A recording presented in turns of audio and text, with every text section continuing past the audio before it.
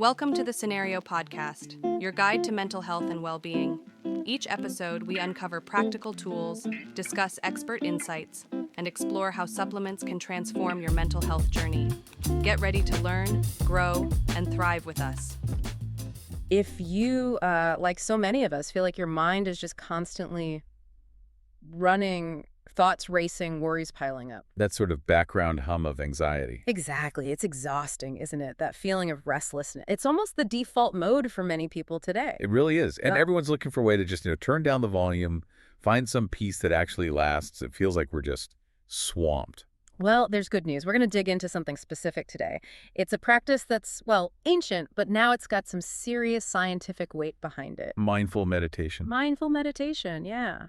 It's proving really powerful for easing anxiety, for improving just overall mental well-being. And today, our mission is kind of simple. We want to cut through the noise around it. Right. We're not just talking philosophy here. We're looking at the actual science. Yeah. What is mindfulness, really? What does the research say about how it changes our brains? And crucially, how can you actually start doing it? Like practical steps you can take away. Let's get into it. Okay, let's start right at the beginning.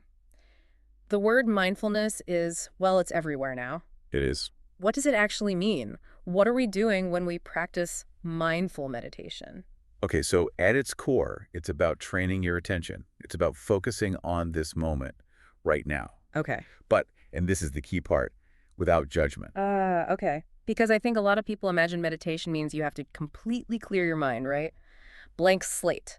That's a huge misconception. And honestly, it stops a lot of people before they even start. It's not about pushing thoughts away or achieving some kind of, perfect silence in your head. So trying to force thoughts out is not the goal? No, definitely not.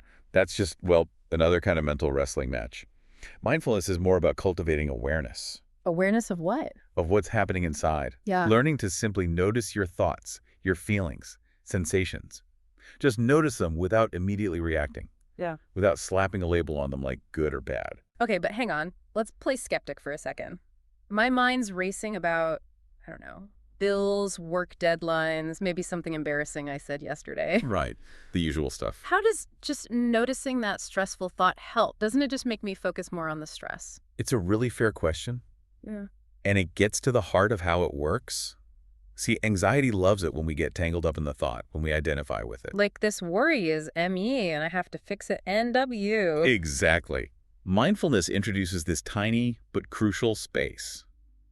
You observe the thought calmly, ideally, and you shift perspective. You go from being the anxious person to being the person watching the anxiety. Precisely. The thought about the bill is still there, maybe. But instead of that immediate spiral into panic, you might just acknowledge, there's a thought about money. And then you just gently bring your focus back to your breath or something. Yes. Gently return your focus. That simple act of not getting hooked, of non-reaction, it starts to break that habitual cycle of worry. It creates a bit of distance. It does. And that distance gives your mind a breather, a break from the constant work of worrying. And that is what starts to build that sense of balance, feeling more grounded. It stops feeling like your emotions are just running the show all the time. Mm-hmm. And it's pretty amazing that something conceptually simple, just shifting how you relate to your thoughts it's become so popular. It works. And it's accessible. That's the other huge piece. Right. You don't need fancy equipment or to go on a silent retreat for months, though you could. No, you really don't. Even just a few minutes each day can start to make a difference people actually notice. Yeah, the barrier to entry is low. But, as you said, let's move past just the idea and look at the hard evidence. Why is the scientific community taking this so seriously now, especially with anxiety being such a massive global issue? Okay, this is where it gets really fascinating, because we're talking actual physiological changes, not just feelings. Mind-body connection stuff. Exactly. Take the Georgetown University study. They weren't just asking people how stressed they felt. They measured biomarkers. Like what? Things like stress hormones, cortisol, for example. They found that regular mindfulness practice actually lowers those hormones. And maybe even more importantly, it reduces markers of inflammation. Wow, inflammation. Tackling inflammation with essentially a mental technique that feels big. Why is that link important? Well, we're learning more and more about how chronic inflammation is tied to chronic stress. Right, and lots of health problems. Exactly. When your mind is constantly in that fight or flight mode because of anxiety, your body can end up in this state of low-grade chronic inflammation. So the idea that just learning to observe your thoughts without judgment can calm down a physical immune response? It really challenges that old, outdated idea of the mind and body being totally separate, doesn't it? It shows that mental calm can translate directly into physical relief. And the benefits seem really wide-ranging, too. We saw reports like from Harvard Health showing it helps not just with anxiety, but also depression, even managing chronic pain. Yeah, it suggests something pretty fundamental is shifting in the nervous system. The clinical evidence is definitely piling up. But I think the finding that really jumped out from the sources was the one published in JAMA Psychiatry. Ah, yes, the comparison study. They directly compared a structured mindfulness program against a common medication for anxiety. Specifically, encitalopram, which is a widely used SSRI. And the result was, well, pretty stunning. The mindfulness training worked as well as the medication for reducing anxiety symptoms. It's a really important finding.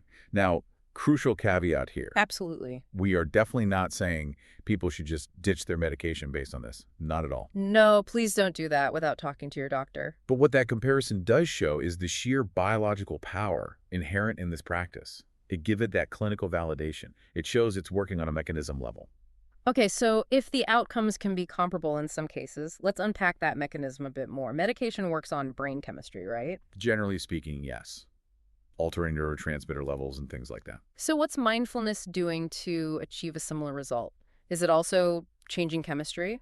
It is, partly. It lowers those stress hormones we talked about. Yeah. But maybe more profoundly, it changes your relationship with your internal state. How so? It boosts your emotional awareness. Yeah. Instead of trying to suppress or run away from anxiety, which, let's be honest, often makes it worse or leads to unhelpful coping habits, Right. you learn to just watch the feeling, like watching a wave rise and fall without getting swept away. So you're training your brain, little by little, that an uncomfortable feeling or thought isn't necessarily a 5-alarm fire. Exactly. It doesn't automatically mean threat. Right. Over time, this reduces anxiety's grip, its power over your reactions. Okay, so those are the more immediate effects, less intense symptoms day to day, lower inflammation. But what about the long haul? Does practicing this consistently actually change the physical structure of our brains, build lasting resilience? That's precisely what the deeper research suggests. The American Psychological Association, the APA, highlights findings showing that, yes, consistent mindfulness practice can lead to measurable changes in brain structure. Actual changes you could see on a scan. Potentially, yes. Things like building stronger neural pathways, improving the connections involved in emotional regulation. That's a pretty powerful reason to stick with it, isn't it? It's not just a temporary feeling. You're literally maybe strengthening the parts of your brain that help you manage stress better. It really is like strength training for your emotional control center. What parts of the brain are we talking about? Well, research points towards strengthening the prefrontal cortex, that's your brain's CEO, responsible for planning, decision-making, impulse control. Okay. And at the same time, it seems to potentially calm down the reactivity of the amygdala. The amygdala, that's the brain's alarm system, right? The bit that screams danger. That's the one. So if your alarm system becomes less jumpy, less easily triggered, you'd naturally become more resilient to stressors. And this is where those more structured programs come in, like MBSR, mindfulness-based stress reduction, and MBCT, mindfulness-based cognitive therapy. They're not just apps, are they? No, they're typically more intensive, often like 8-week courses. They're specifically designed to help people integrate this deeper understanding of thoughts and feelings into daily life, often in a clinical or therapeutic context. So they go beyond just basic relaxation. Oh, yeah. They actively teach you how to use mindfulness skills to shift your automatic cognitive reactions to stress and negative thought patterns. That's how they build that really deep, long-term resilience. So you learn to respond differently, not just feel calm for 5 minutes. Exactly. You react to stressful situations in healthier ways.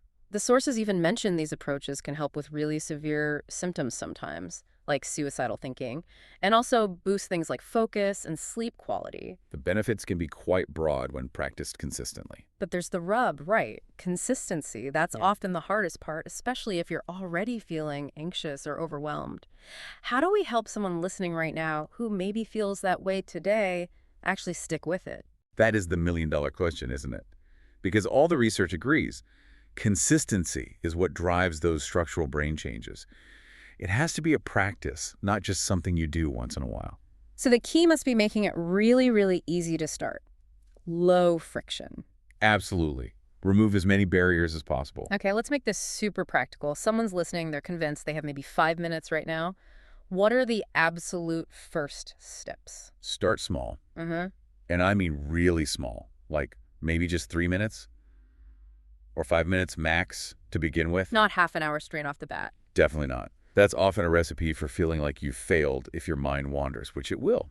The goal is to build momentum, create a habit, not achieve perfection on day one. Okay, 3 to 5 minutes. What about where? Do I need a special cushion and total silence? Not at all.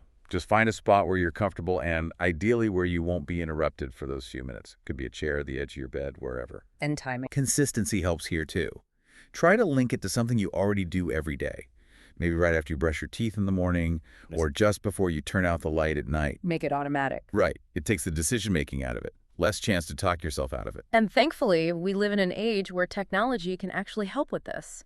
Guided meditation apps are huge now. They really are.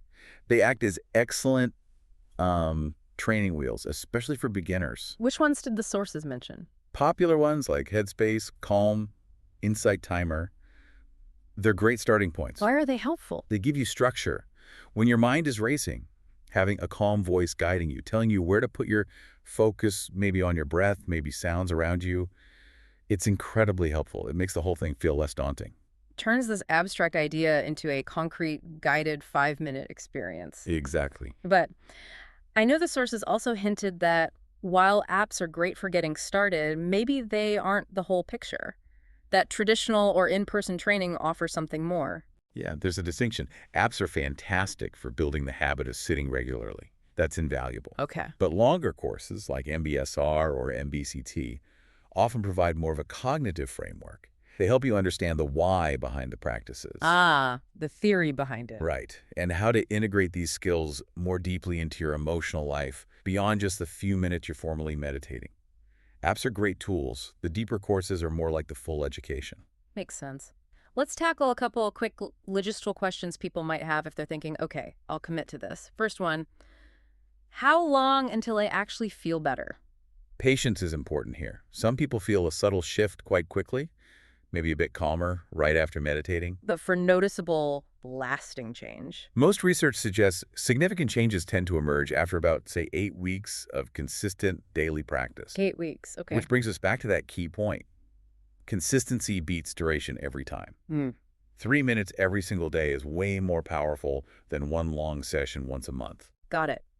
And just to hammer this home, thinking back to that JAMA study comparing mindfulness to medication, if someone is currently taking anxiety medication, should they think about switching? No, absolutely not on their own. Right. The sources are crystal clear on this. Mindfulness is a powerful complementary tool. It can work alongside therapy and medication, but any changes to medication must be done under the guidance of a healthcare professional. Always. Okay, super important clarification. Wow, this has been a really practical look at something that sometimes feels a bit abstract. We've covered the science, the practice. Yeah, I think the main takeaway for you listening is that mindful meditation isn't just some vague wellness trend. It's an accessible, science-backed tool. It supports your mind and your body. Right. By fostering that non-judgmental awareness, you're not just feeling better in the moment, you're actively building the brain's capacity for long-term resilience. So, thinking about where we started, that feeling of the racing mind, the constant low-level anxiety, the real power here, the ultimate promise, maybe isn't just about easing today's stress, is it? No, I think it's deeper than that. It's about fundamentally shifting how you're wired, how you process experience. So when you cultivate that self-awareness, that acceptance of what's happening inside without judgment, You're essentially upgrading your brain's operating system. You're not just putting out fires. You're changing how your internal system responds to sparks in the first place. building a more sustainable kind of peace, maybe, one that helps you navigate all the challenges that life throws at you, not just the current ones. Exactly. Responding with more clarity, more balance. So the invitation is there. Start small, be consistent, and just see what happens when you explore simply watching your own mind with kindness. Thanks for tuning in to the Scenario Podcast. Don't forget to visit scenario.com for more expert tips, articles, and supplements designed to support your mental health. If you enjoyed this episode, remember to subscribe and share it with a friend. Until next time, take care of yourself.